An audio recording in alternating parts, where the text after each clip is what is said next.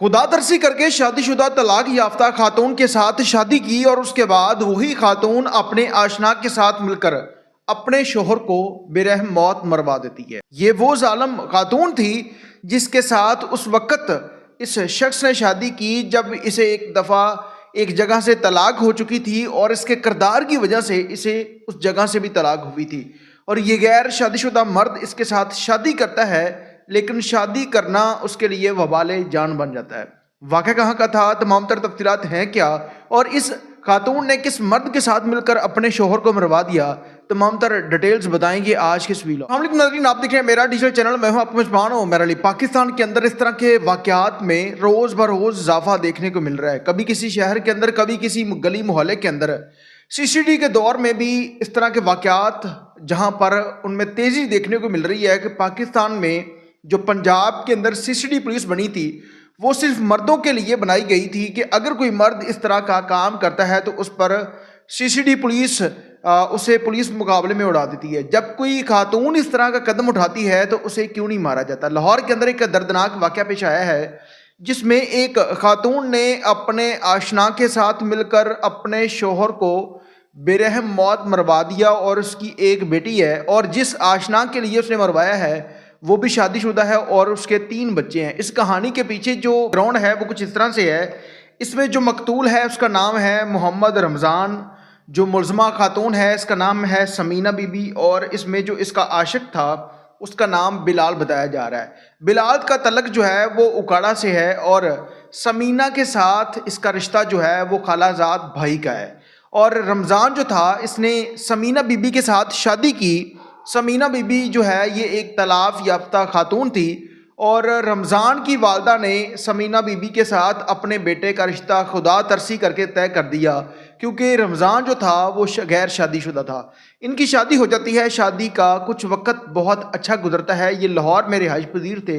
اور پھر اس کے بعد اس کا خالہ زاد بھائی اپنی والدہ کے ساتھ سمینہ بی بی کا پتہ کرنے کے لیے آتے ہیں۔ پھر ایک دفعہ ان کے گھر میں ان کی بیٹی کی سالگرہ پر، تو اسی دوران یہ جو سمینہ بی بی ہے اس کے اپنے خالہ زاد بھائی کے ساتھ ناجائز تعلقات بن جاتے ہیں، اور انہی ناجائز تعلقات کے بعد یہ بلال نامی شخص لاہور میں رہائش پذیر ہو جاتا ہے، اور رمضان کو اس بات کا پتہ ہی نہیں چلتا تھا کہ جب وہ گھر سے چلا جاتا تھا کہ اس کی بیوی جو ہے وہ اسی کے کزن کے ساتھ ناجائز تعلقات ہیں۔ ان کی بات ہوتی رہی، اور بعد میں سمینہ بی بی نے اپنے کزن بلال سے کہا کہ اب ہم دونوں شادی کر لیتے ہیں، لیکن بلال نے کہا کہ پہلے تم طلاق تو لو۔ تو سمینہ بی بی ڈائریکٹ اپنے شوہر کو کہتی ہے کہ آپ مجھے طلاق دے دیں، میں اپنے کزن کے ساتھ شادی کرنا چاہتی ہوں۔ تو وہ شخص کہتا ہے کہ میں نے اس وقت آپ کو سہارا دیا تھا جب آپ کے آگے پیچھے آپ کے آس پاس کوئی شخص نہیں تھا، آپ کو طلاق ہو چکی تھی۔ افسوس کی بات یہ ہے کہ پہلے جو طلاق ہوئی تھی وہ بھی اس کی بد کرداری کی وجہ سے ہوئی تھی۔ اس خاتون کے وہاں پر بھی تعلقات تھے جس کی وجہ سے شوہر نے اسے طلاق دے دی، اور بعد میں رمضان نامی شخص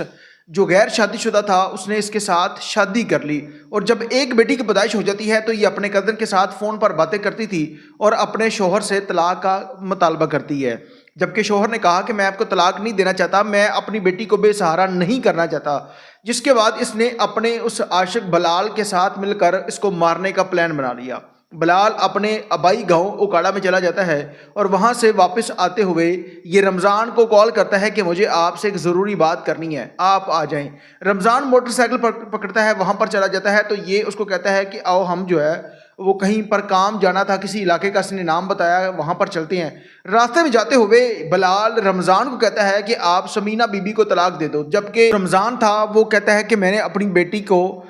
بے سہارا نہیں کرنا، میں نے اپنی بیوی کو طلاق نہیں دینی۔ جس کے بعد جو بلال تھا اس کے پاس چھری موجود تھی، اس نے نکالی، اس کے چہرے کے اوپر وار کیے، اور اس کے جسم کے مختلف حصوں پر وار کرنے کے بعد اس کو زخمی حالت میں وہاں پر گرایا، اور پھر وہاں سے فرار ہو جاتا ہے۔ اور اس کے بعد کسی نے دیکھا، اس نے ریسکیو کو کال کی، اور ریسکیو آ کر اس شخص کو زخمی حالت میں ہاسپٹل کے اندر پہنچاتی ہے۔ اور افسوس کی بات یہ ہے کہ جب شوہر زندگی کے ان آخری لمحات میں تھا تو بیوی ہاسپٹل کی ایک ایک منٹ کی رپورٹ جو تھی وہ اس عاشق کو دے رہی تھی کہ اس وقت ہاسپٹل کے اندر کیا چل رہا ہے اور اس کی حالت کیسی ہے، اس ہاسپٹل میں اس کے پاس کون کون موجود ہے۔ یہ تمام تر ایکٹیویٹیز جو تھی وہ اپنے عاشق بلال کو بتا رہی تھی کہ ہم اپنے پلان میں کامیاب ہوتے ہوئے دکھائی دے رہے ہیں۔ 20 منٹوں کے بعد رمضان نامی شخص کی موت واقع ہو جاتی ہے اور اس کے بعد پھر اس کے خلاف مقدمہ درج ہوتا ہے۔ فورنزک کی ٹیمیں تمام تر سیمپل کو اکٹھا کرنے کے بعد جب پوسٹ مارٹم کرواتی ہیں تو انہیں اس بات کا اندازہ ہو جاتا ہے کہ اسے کس طرح سے مارا گیا ہے، جس پر پولیس نے تفتیش کرتے ہوئے جب اس کی بیوی کی سی ڈی آر نکلوائی تو سی ڈی آر میں اس کا کزن جو تھا وہ مسلسل اس کے ساتھ رابطے میں تھا، اور پھر پولیس نے اسے تفتیش کے لیے گرفتار کیا اور تھانے لے گئے۔ وہاں پر لے جا کر جب پولیس نے اپنے روایتی طریقہ کار کے مطابق تفتیش کی تو پہلے تو یہ خاتون مانتی ہی نہیں، وہ کہتی ہے کہ میرا شوہر ہے، میں اس کے ساتھ ایسا کیوں کروں گی، لیکن جب پولیس اپنے روایتی طریقہ کار کے مطابق تفتیش کرتی ہے تو یہ خاتون مان جاتی ہے۔ بہانہ یہ بناتی ہے کہ یہ میرے سے گھر کے کام کرواتے تھے، مجھے مارتے پیٹتے تھے، جس کی وجہ سے میں نے خلا کا